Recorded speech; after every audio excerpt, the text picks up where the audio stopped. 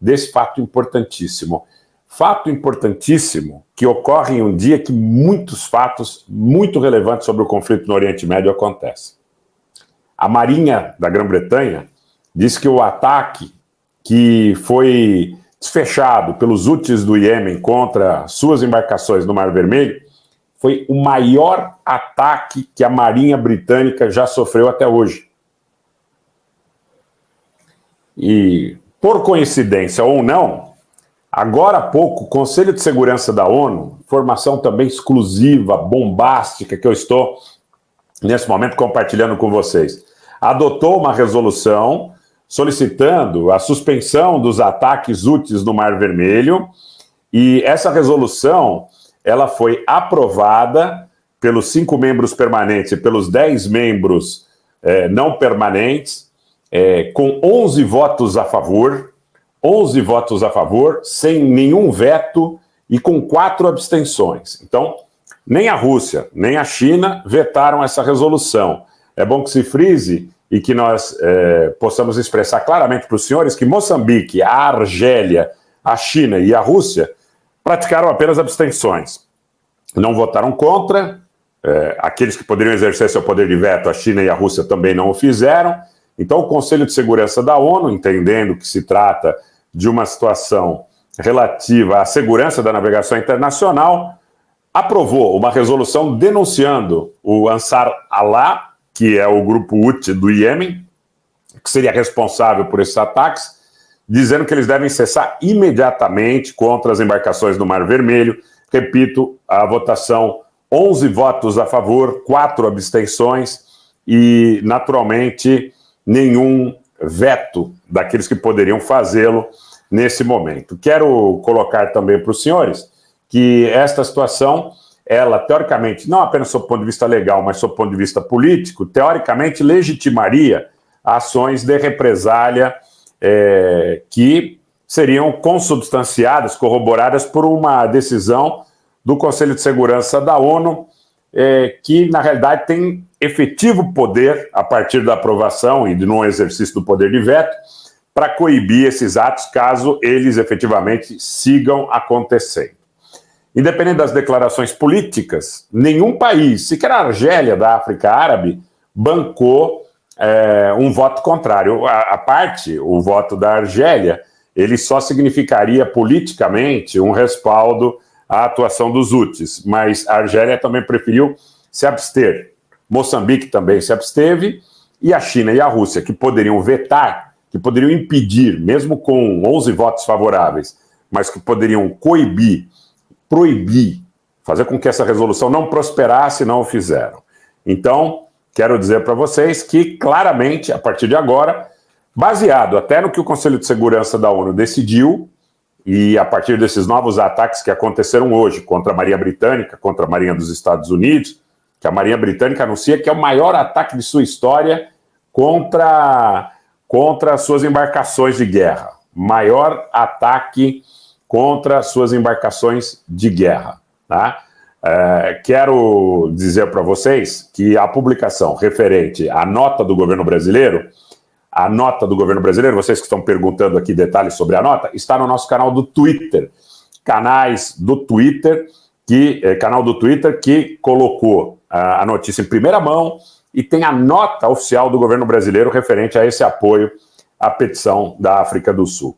Informo também aos senhores que os ataques que foram desfechados, para aqueles que eventualmente perderam essa parte, contra a Marinha Britânica e a Marinha dos Estados Unidos no Mar Vermelho, foram ataques desfechados pelos Houthis. E agora há pouco, o Conselho de Segurança da ONU, por 11 votos a favor, nenhum contra e 4 abstenções, aprovou uma solicitação para que os Houthis imediatamente cessassem esses ataques. O que vem pela frente podem ser ataques militares, e aí, gente, o grande problema é que consubstanciados no direito internacional, porque quando há uma aprovação do Conselho de Segurança da ONU, você, de certa forma, legitima uma ação no sentido de fazer cumprir a resolução, mesmo que a parte instada a fazê-lo se recuse sob alegações quaisquer, tá? Sob quaisquer alegações. Então, é isso que acontece.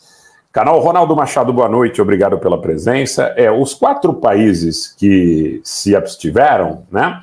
Alguns de vocês dizem aí, se acovardaram. Na realidade, o grande problema, gente, é contra aqueles que têm poder de veto. A Rússia e a China.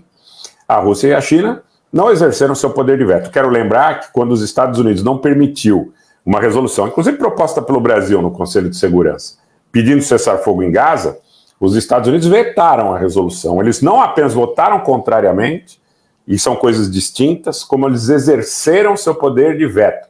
Você pode votar contra, mesmo tendo poder de veto, que só 5 países têm, e não usar o poder de veto. E os Estados Unidos usou o poder de veto naquela ocasião para que Israel não fosse penalizado.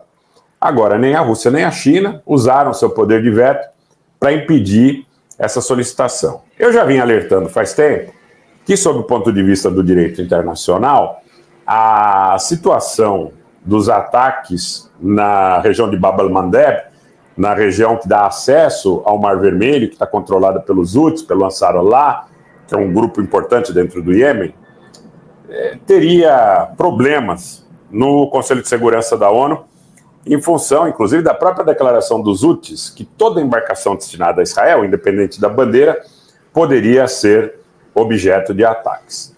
Então, quero colocar para vocês que fica claro que Israel conta com o poder de veto dos Estados Unidos quando necessário, pelo menos até aqui.